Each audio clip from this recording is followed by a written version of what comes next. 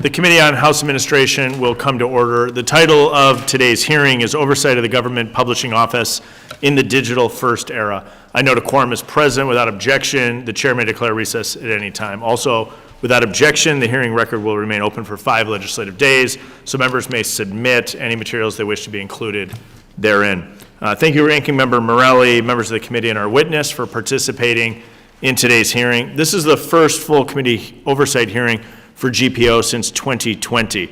Our purpose here today is twofold. First, to examine the current work of GPO, including successful initiatives and ongoing challenges. And second, to discuss how the agency is adapting to the digital first era and evaluate what statutory reforms may be necessary. Over its 165 years, the Government Publishing Office has effectively delivered on its mission to provide trusted information from the federal government to the American people. Its vision is America Informed. When it first opens its doors, coincidentally, the same day President Lincoln was inaugurated in 1861, GPO was directed to carry out printing authorized by Congress, federal agencies, and the courts. Today, their role is broader. Today, 1,600 employees at GPO operate distribution centers nationwide to fulfill the publishing needs of every branch of government. One great example is the Passport Book, which GPO has produced for the State Department for 100 years. It also produces credentials for agencies and products used for presidential inaugurations and the State of the Union address. As the agency develops plans to use the latest technologies, we'll explore how GPO is adapting its business operations to meet customer needs. Another example of GPO's expanded mission is the Federal Depository Library Program. Formerly established by Congress in 1962, this program provides nationwide public access to government information by sharing published resources with a web of libraries across the country. On top of that, in recent decades, GPO has transformed its digital operations to continue meeting the needs of people where they're at. One notable example is the website GovInfo, which GPO maintains to provide permanent public access to government information online. At the start of the year, GPO announced they'd surpassed 15 billion retrievals of government information through govinfo.gov. Finally, as a legislative branch agency, GPO also ensures lawmakers can effectively do their job of representing the American people. Some of their services to Congress include printing and publishing committee reports, reviewing and editing legislative text prior to online publications, and daily publication of the congressional record, which documents the proceedings and debates of this body for history. While GPO has effectively performed and adapted to needs over its 165-year history, changes are undoubtedly necessary to keep pace with the private sector, to ensure we meet the evolving needs of our government and to continue serving the American people. In today's digital first era, the work of the GPO has become more critical than ever, both for the institution and for government as a whole. Thank you for being here today, and I look forward to hearing your testimony, Director Halperin. With that, I'll yield to the ranking member, Mr. Morelli, for his opening statement. Thank you very much, Mr. Chairman, for your opening comments, and thanks for calling this hearing together. And again, welcome back to your old stomping grounds, Director Halperin. It's nice to see you once again. Under the heading, we used to say this in Albany all the time, under the heading of everything's been said, but not by everybody, let me make a few comments. I was going to begin my remarks by talking about March 4th, 1861, that consequential day, not only Abraham Lincoln's inauguration, but I've been scooped on that, the beginning of the Congressional Printing Office, and so appreciate that, the long history, and one of our true institutional treasures. I think we believe that, and appreciate all the comments by the chair that I agree with relative to the incredible work you do. And we have relied for that 165 years on GPO to carry out our Article I responsibilities and duties. And ensuring over the decades that it has grown into the world's largest and most celebrated information organization takes the support and the partnership with Congress. So, and I think, as you noted, the Government Publishing Office now, I don't know why we still say printing office. I apologize for that. I should get more with the 21st century. But it does recognize it's a modern digital first publishing service for all 3 branches, and It is also, remarkably, a largely self-funded agency, which is is something I think most taxpayers would be happy to hear. You continue to produce, as the chair mentioned, essential printed materials like the Congressional Record, Federal Registry, and a register in the U.S. passports, and now provides e-books, digital publishing services, mobile access, and so much more, indicative of the way that Americans get their information now. So you've kept with the times and continue to adapt to that. And those innovations have lowered costs, increased efficiency, and strengthened public access, still so vital, public access to government information, all saving taxpayers money while enhancing that transparency and that accountability. And particularly, I think in an era marked by misinformation, by fractured media, coordinated efforts to distort public record, the role of trusted government authoritative information is indispensable, which is why your mission, keeping America informed, has never mattered more. The chair mentioned the Federal Depository Library Program and how important that is to the more than 1,000, I think, depository libraries across the country that you serve, which includes, I'll just make a public service announcement for the Rochester Public Library that I'm privileged to represent, as well as the Rush Rees Library at the University of Rochester. And those are two of those libraries that provide the public in my community with a vast and constantly evolving body of information from the government, newly issued and revised documents, to resources on health, careers, military, science, and so much more. In addition, the FDLP plays a critical continuity of government role by ensuring federal information is preserved and available in dispersed locations, sort of this distributed information. So I'm interested in hearing today about the challenges you may face in administering the program as digital materials become predominant, difficulties depository libraries may encounter in managing tangible collections that have outgrown their physical space, obviously something to be concerned about, and recommendations to further modernize the programs that you may have. And I look forward to discussing, I think, some of the broader challenges you may face. Workforce, I assume, is skewing older, and I'm interested in hearing about plans to ensure critical skills and institutional knowledge are successfully passed on and preserved to the next generation.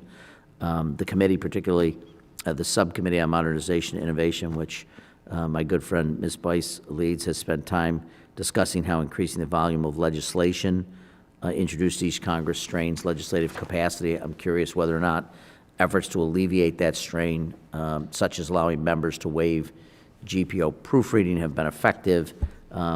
Committee's also spent, and I'll close with this, has spent a significant time examining the impact of the Loper-Bright decision on institutional capacity. And as Congress is required to draft legislation that is more specific, more technical, more complex, more detailed, needing more and more information, I'd welcome your perspective, Mr. Director, on the challenges that may pose for the GPO as we go through and enter into that sort of new era. But once again, thank you to you and your staff. Thank you for being here today. Thanks for all that you do.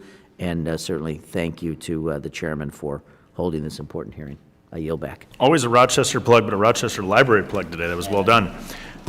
Thank you. The gentleman yields back. Without objection, all members' opening statements will be made part of the hearing record if they're submitted to the committee clerk by 5 p.m. today.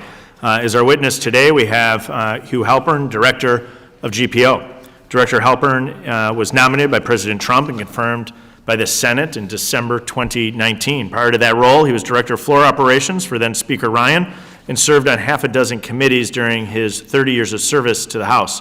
We're pleased to have you back with us today in the House. Director Halpern, you're now recognized for 5 minutes to provide your opening statement. Thank you so much, Mr. Chairman, Ranking Member Morelli, all of the members of the committee. I am pleased to appear back in my old stomping grounds here in the House. I'm here on behalf of GPO's 1,625 craftspeople and professionals, all of whom work to support Congress and our vision of an America informed. As the chairman mentioned, this is a big year for GPO. Along with the nation's 250th birthday, GPO turns 165, and we celebrate a century of producing the U.S. passport. As you know, GPO runs like a business, and we charge our customers for the work we do. I'm pleased to announce that we have just successfully completed our annual financial statement audit, and that shows that we ended fiscal year 2025 with total revenue of just over $1.3 billion. While we have a diverse portfolio of products supporting all three branches of government, I'm focusing my remarks today on the work we do for Congress. When people think of GPO, they often picture us as a building filled with printing and binding equipment. While we are, most of the work we do for Congress is essentially document conversion. We receive paper documents, typically with a basic electronic file, and we need to convert them into easily accessible structured data files that can be distributed both digitally and in print. That's where our work is. It's not in the printed output. Unfortunately, GPO's software stack, which Congress also uses to produce its own official documents, has not kept pace. Replacing our legacy composition engine with our new XPub product will allow us to round-trip electronic files in the legislative branch's native XML format. We're making progress with this transition. Now, when I worked in the House, I was always told that XPub was 2 years away. That was more than 8 years ago. And at the risk of being my own punchline, I'm pleased to report that we're in the user testing phase of our release for bills, resolutions, and amendments, and we hope to move to production by the end of the calendar year. It is a very complicated project with multiple House and Senate dependencies, but everybody is working together to bring it in for a landing. One area where I'm pleased to report that we have a new product available today is our Model Context Protocol Server for GovInfo, our trusted digital repository for government information. Our MCP server, which is today in public preview, will allow LLMs and other AI models to access GovInfo without having to separately train on it. That means when it's integrated with these services, you can ask Copilot, ChatGPT, Claude, or Gemini your question, and it can respond with up-to-date, accurate government information. We believe that this is a far better approach than building our own chat interface for GovInfo. We're really excited to see what the community can do with these new capabilities. GPO's single biggest challenge is the age of its workforce. Our median age is 54, the federal average is 47. When I started at GPO at the end of 2019, almost half of the agency was eligible to retire in 2027. The good news is we've already pushed that cliff back to 2030 through targeted recruiting, apprenticeships, on-the-job training, and a recent graduate program. We're going to continue investing in our next generation to ensure that we have the people we need to deliver for our customers. That also means we've got to work smarter with the people we have. Let me give you one example related to our chronic backlog in processing bills.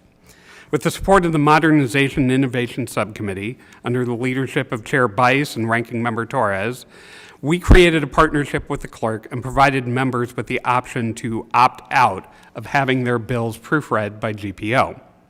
While I still believe that our proofreading process yields a higher quality product, we have seen that we can produce these bills much more quickly if a member is willing to accept that risk. Only about 9% of our bills are processed using this option, but among those that are, we can generally batch process them in as little as 20 minutes and quickly move them into production, often making them available on the next day. Lastly, just a brief note that GPO statutes need to be updated. They were written for the world of print, not our digital present. And I look forward to working with the committee to ensure that our statutes facilitate and don't impede our work. Since I last appeared here, a great deal has changed. In that time, we've seen nearly a 400% increase in monthly GovInfo retrievals, and our annual passport production has nearly doubled. Our gross revenue is up over $392 million in that same period. None of that would have been possible without the support of this committee. Chairman Stile, Ranking Member Morelli, and members of the committee, thank you for the opportunity to testify today. I am open to whatever questions you may have.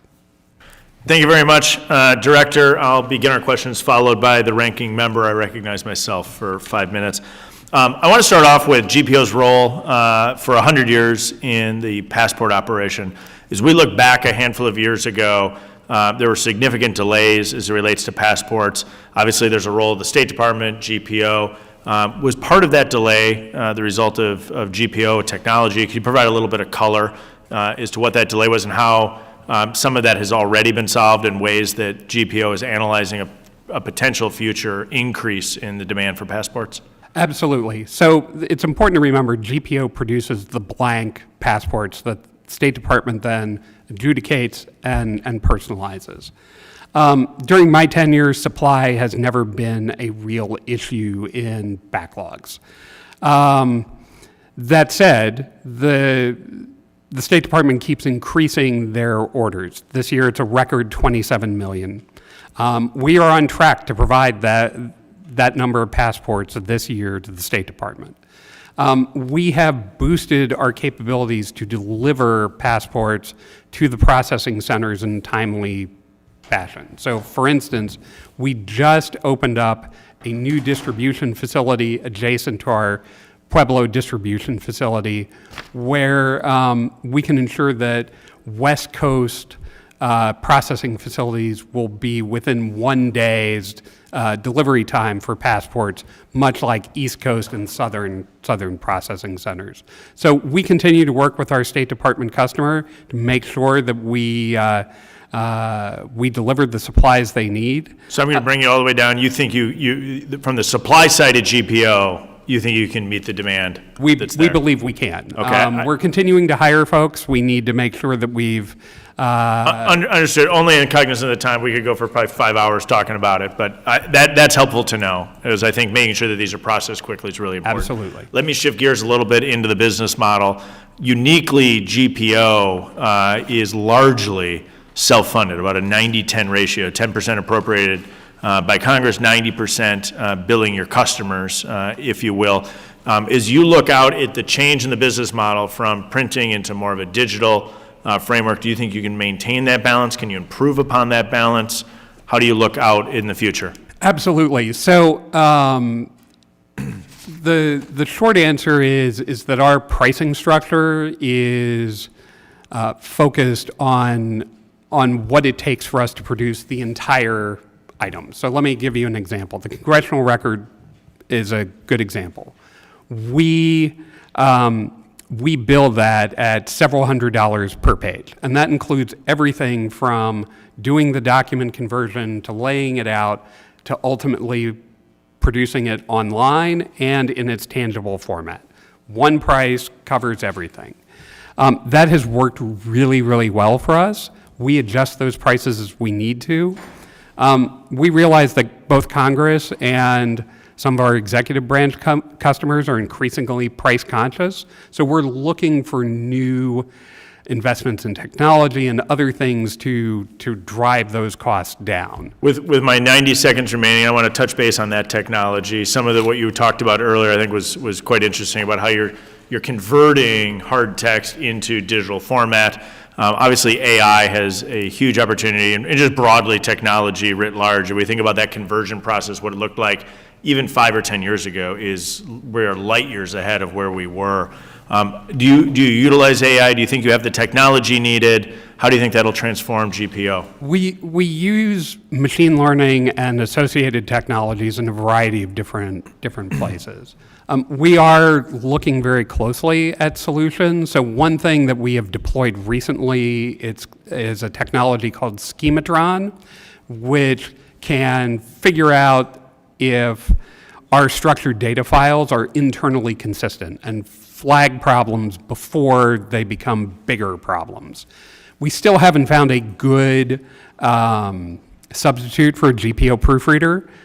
They've been doing this work for years. They know how you talk, and they know what that's supposed to look like. And their job is to make sure that they are faithfully presenting your remarks in the congressional record or in your bill or whatever And we haven't found a machine that can do that as well as our well-trained folks yet. So I think we are open to looking at a mix of technologies that can really let our people do the work they do best and try and clear out some of that more routine scut work. Very good. Thank you very much, Director. Thanks for being here. Welcome back to the House. Thank you. I yield back. I now recognize the ranking member, Mr. Morale, for questions. Thank you, Mr. Chairman.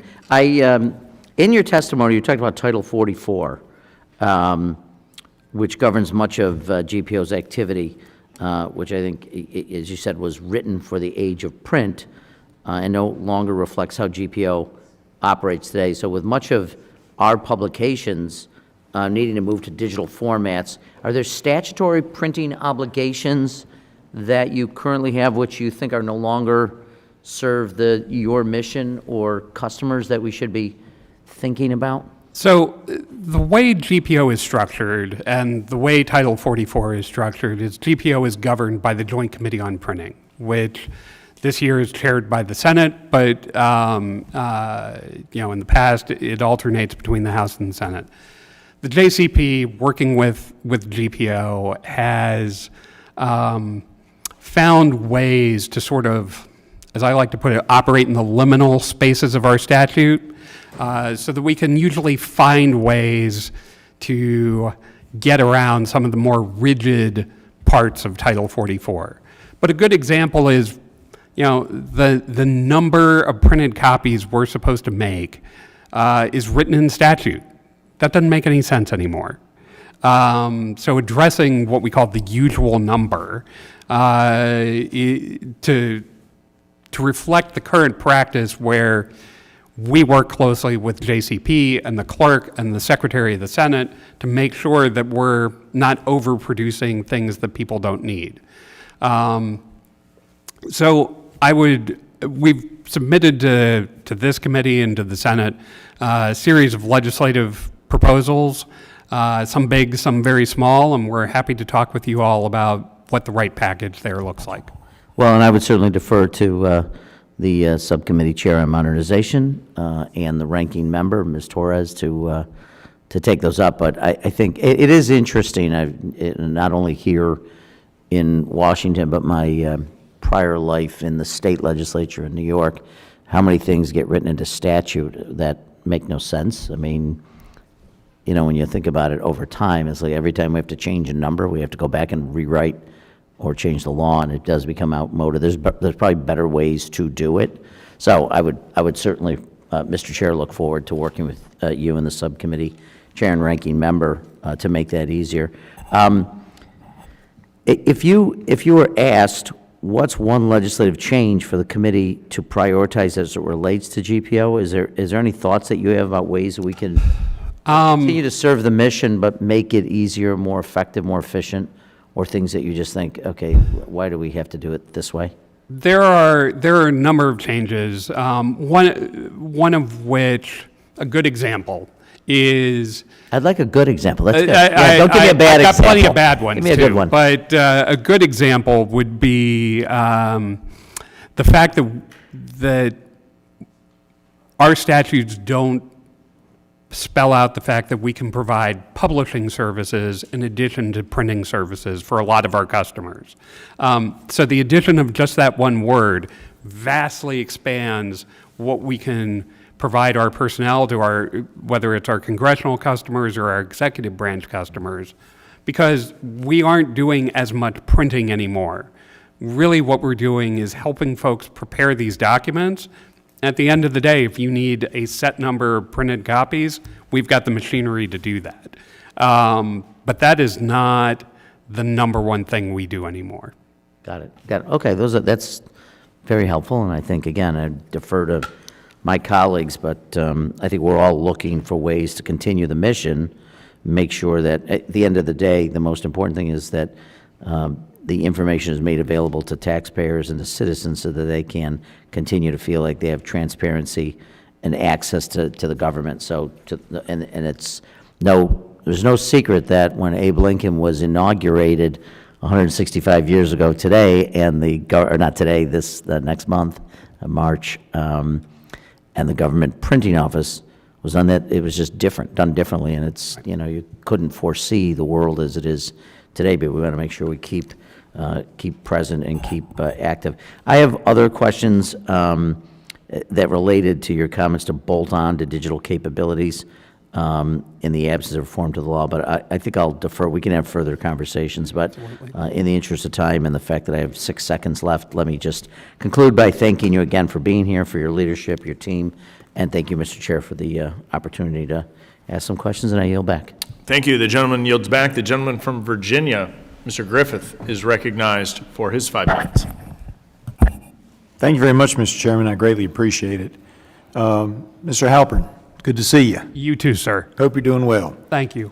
So earlier this Congress, I introduced H.R. 6028, the Legislative Branch Agencies Clarification Act. One of the things that the bill does is it transfers the power to appoint the director of the GPO from the president to a congressional commission consisting of House and Senate leadership, as well as the chairs of House Administration Committee and the Senate Rules Committee. Do you agree with me that these changes would help strengthen transparency, continuity, and accountability at GPO compared to the current appointment process? Absolutely. So the GPO provisions in your bill actually do 3 things, and they're all very important. First is, as you mentioned, it addresses the constitutional issues surrounding the appointment of the director. There are 2 other constitutional issues where we've been sort of operating in that liminal space between the executive and legislative. One is what we call the print mandate, the requirement that people use GPO. The executive branch has said that's unconstitutional since the mid-1980s. We've sort of skirted around that, and we kind of ignore it these days, but it's still on the books. The last place, which in my opinion is just as important as the appointment of the director, is our personnel system. Through sort of a fluke from President Harding, I believe it was President Harding, maybe it was President Cleveland, but by executive order, they placed GPO's personnel system under what today is OPM. I think that provides the same kinds of constitutional conflicts that we get from the print mandate and others. So I believe that the series of reforms you've got in your bill would serve GPO well into the future, both with respect to our obligations to the legislative branch, but to all of the other work we do as well. I appreciate that, and we're going to blame it on Harding because Coolidge's secretary, which would now be the chief of staff, was a former congressman from the 9th Congressional District of Virginia, so it's going to be Harding's fault, not Coolidge's. I'm just saying. That said, let me show my ignorance on something, because I'm always trying to learn stuff. I heard and was interested in your testimony and where you said that the processing bills without proofreading. So is that before it comes to me for me to file? No, sir. It's after that. So what happens today for a bill that goes through the normal process is we receive from the clerk the After passage. after introduction. After introduction, okay. We receive the paper version, the manuscript, from the clerk. We also usually, but not always, get an electronic file that goes with it. If you went to Leg Counsel, that's great for us because we get a really good electronic file. But sometimes we only get a Word file, which doesn't help us all that much. But my team's job is to make sure that that paper, because that's the official document of record, matches that electronic file. Okay. And we often have questions. Sometimes there's a discrepancy between the two, or sometimes because my folks look at literally thousands of bills a week, they're pretty good at going, did you actually mean to leave off 3 zeros in this figure? So if we use the AI concept, is there some way that if there is a glitch, because every now and then there will be, that we can catch that? We hope so. I know that I've got high faith in my team that we're going to catch stuff. There's a lot of stuff like capitalization or how you structure some of these typographic styles That stuff we can probably get through some sort of automated system. But it's that more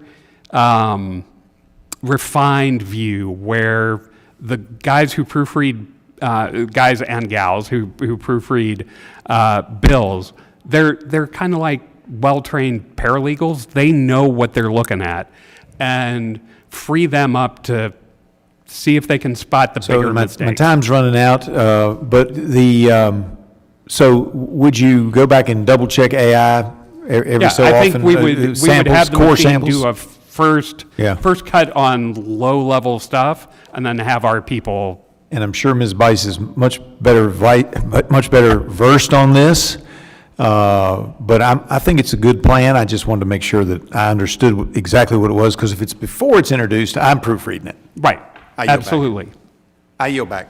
The gentleman yields back. The gentlewoman from California, whose home district will be about 100 degrees warmer than mine this weekend, Representative Torres is recognized. Come to my district. Always invited. Chairman, I think this is one of the best meetings that we have had, where there's like, you've already asked all my questions, and it's really great. I want to follow up on the passport question that the chairman asked. If we have a surge, all of us are encouraging our constituents to apply for, their American passport. So if we have a surge, are you prepared to deal with that? We believe we are. Okay. We are, so we manufacture passports in 2 locations, one here in DC, right on the other side of Union Station, and the other in Stennis, Mississippi. Both of those facilities run most of the week. Stennis runs basically all day, every day. We've found it's more efficient to run 4 10-hour days with our folks. We run 2 of those shifts a day. And then in Stennis, we also run a weekend shift, a Friday, Saturday, Sunday shift. Okay, but that could be scaled up if needed. Right. Okay. And we can hire more people to do that. At some point, we'll just run into our machines will have a top-level capacity, but we're in the process of replacing some of those machines with more modern equipment that'll have better uptime, better processing speeds, all in preparation for the next version of the passport when state is ready to move forward with that. Okay. As you know, a modernization chair, Bice, and I are working on how to best modernize the legislative branch systems, including GPO. I'm concerned that Congress is asking you to serve the public with a budget that hasn't kept pace with how people access information anymore. Fiscal year 2026 funding level for GPO is $800 million. Can you talk a little bit about your budgetary needs and Sure. what is it that you need? So, as I mentioned, we are largely self-funded. So for Congress, you give us about $80 million a year for those programs. And the price for the passports went up. Price for passports went up, and just to give you an idea of the cost structure, depends on the year and it depends on quantity, but we charge the State Department someplace between $23 and $25 per book. Sometimes they'll give us a supplemental order, an extra $1 million at the end of a year.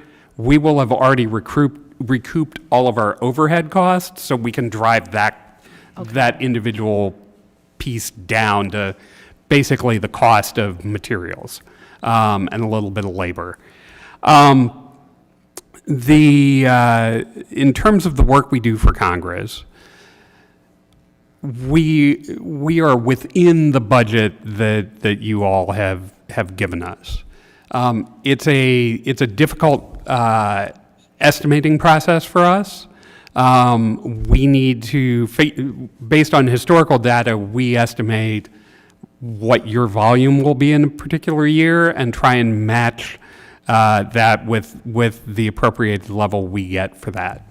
Where we actually run into a much tighter budgetary situation is with the Federal Depository Library Program. That's a purely appropriated program.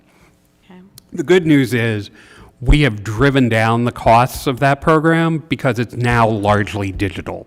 So it's just feeding off of the files we're creating every day.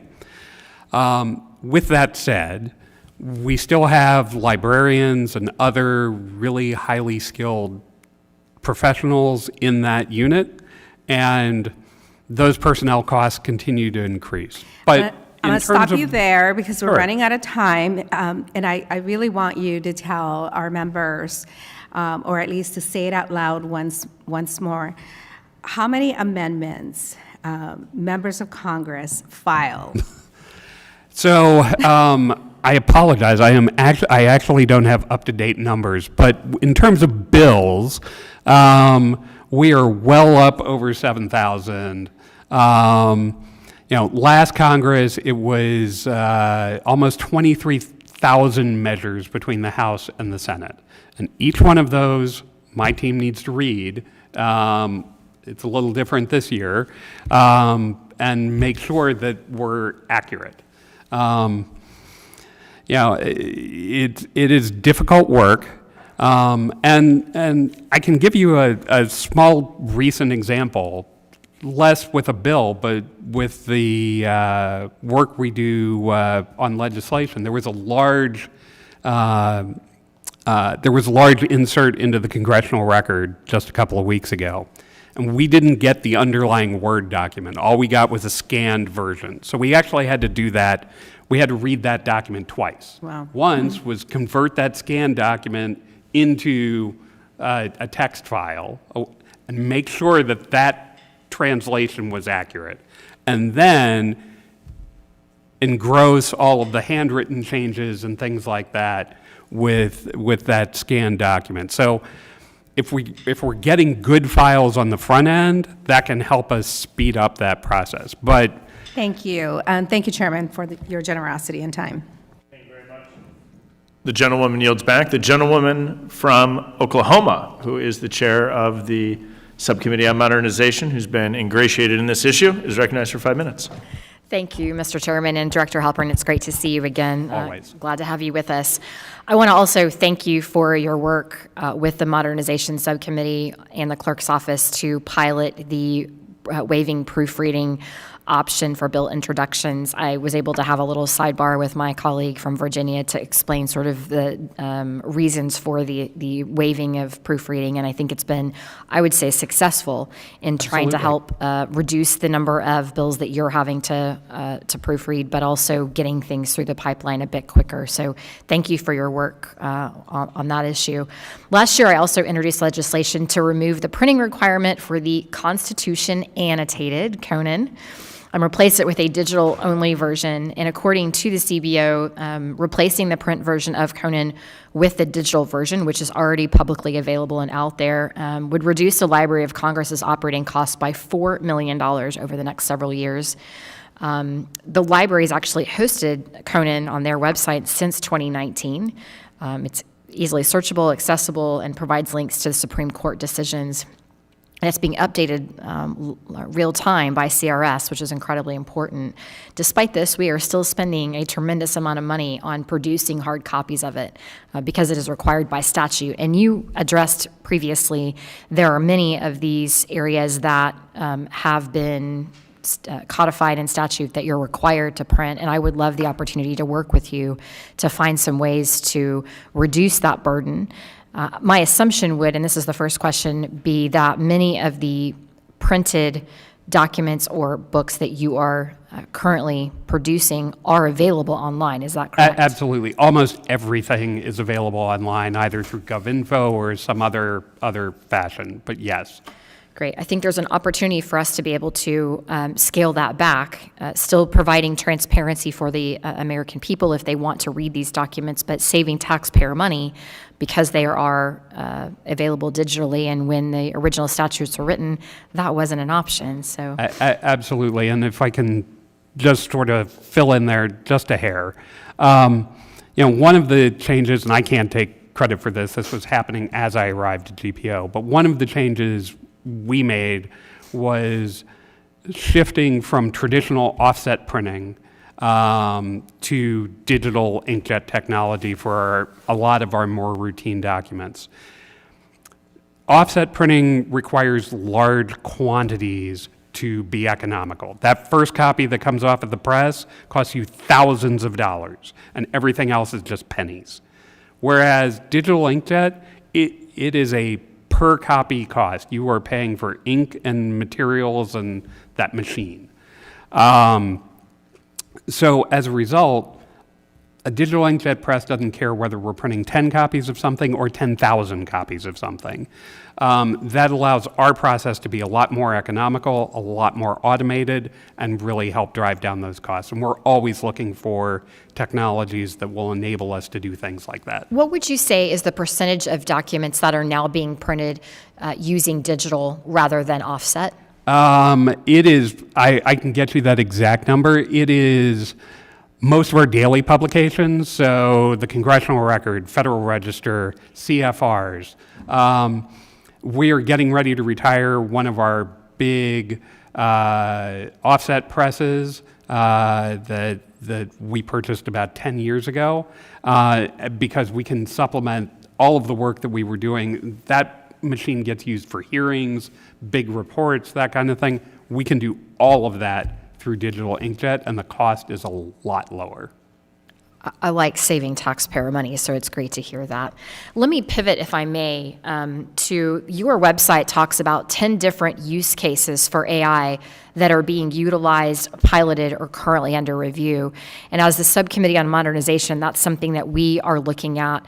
How do we properly and responsibly bring AI into the legislative discussion here and be able to utilize it. Our offices are actually adopting Microsoft Copilot to be able to allow for speedy access to information through email or calendar review and utilizing AI. Talk a little bit about what you are doing on the AI front. It's probably not a lot different than what the House is doing sort of on the administrative side. So for instance, we are using Copilot to help draft contract terms for our acquisitions professionals. Again, you need a human being on the other side of that to make sure you're doing it right. I got a lot of lawyers who need to make Don't sure want that to lose we're, their job. Exactly, but they also need to make sure we're getting this right because the cost on the other side, if we don't get it right, can be big.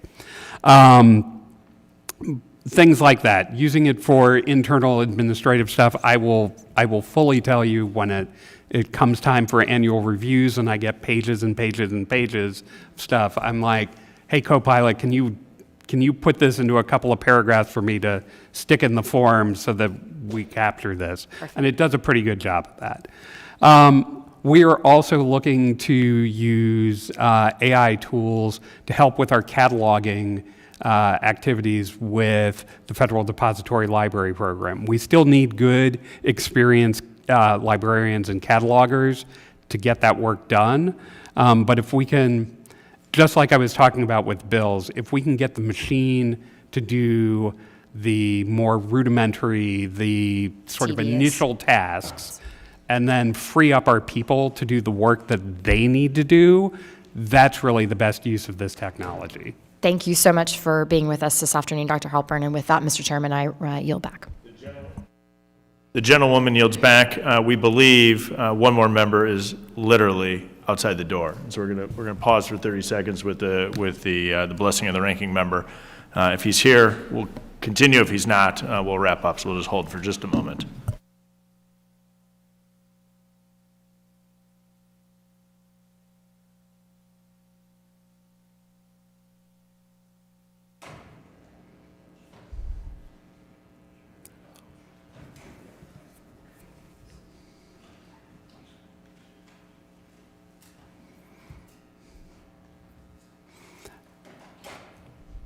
I'm used to this from my days running the floor, so.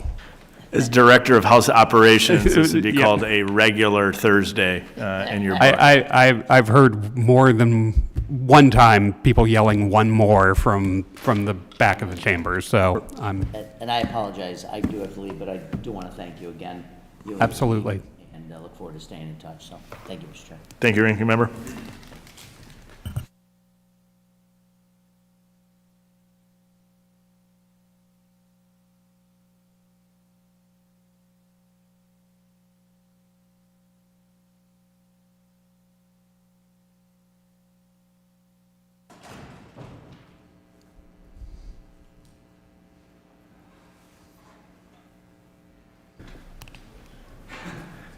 Not that any of us have too many things to do in a day where they've moved votes up from yesterday due to the weather.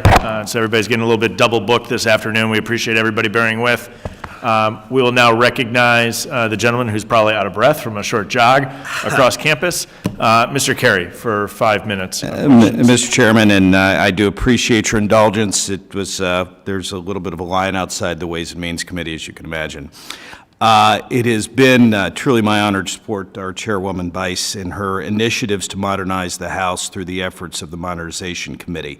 And a significant aspect of our work is the implementation of the AI technologies for congressional offices and administrative staff. Breathe.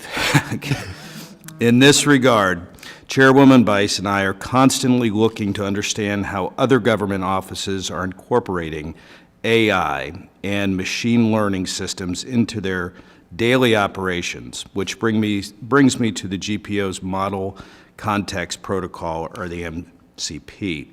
The Model Context Protocol is an open source standard that allows connecting artificial intelligence applications to external systems. So in short, the public can use this protocol to examine the troves of data and better understand government information. Can you share a little bit more about this development? And as you share that, maybe explain kind of in layman's terms so people can understand exactly what as you're describing what you're doing, describe what it means. Sure. So the Model Context Protocol, and I will preface this with, I am not an expert in constructing APIs and these similar kinds of things, but I'll do my best. The Model Context Protocol is a avenue in for these other kinds of LLMs and other kinds of AI models so that they can utilize our depository of data and use it without having to constantly train on it ahead of time. So it's a lot more efficient, particularly for a data set that changes literally every day, multiple times a day. Every time we upload a new edition of the Congressional Record or a new group of bills that had been introduced the day before, that data set changes. But this enables your AI tool, whether it's Claude or Gemini or ChatGPT or whatever. It gives those tools a route into our data set so that it can effectively query that data set, find the answers it's looking for, and then present that back. Everybody was talking about at the beginning of sort of this AI revolution, like what chatbot are we going to adopt for GovInfo? And that's not the best use of our resources, because folks on the outside are going to be a lot smarter about this than we can be. And I appreciate that. And I know we only have 1:44, and obviously your role in the processing and publishing of bill texts that are online. And I think, and obviously you worked on the Hill, as many of us have over the years, whether in this capacity or in staff level. One of the things that I have found that it's very easy to get the bill text, but to upload, and I'm sure this is complicated, what exactly are kind of the synopsis of the bill, And then, I was finding just the other night, trying to put together some remarks as it related to blockchain and Bitcoin and the complexities therein. Even when you have a breakdown, it gets to be more complicated. So one of the things that I have discussed with our team is the possibility of somehow, and I know most of these are all verbal, but somehow a visual application as it relates to the structure and the contents of a particular piece of legislation, and vis-a-vis also the synopsis of that legislation. In going through some of the things that you've done, and I know I'm cutting into your time, but it is something that I want to continue to work on. My team will be working with you on that, and I appreciate you coming back to your old stomping grounds and look forward to working with you in the future. Again, Mr. Chairman, thank you for indulging me to be in two places at once, and with that, I yield back.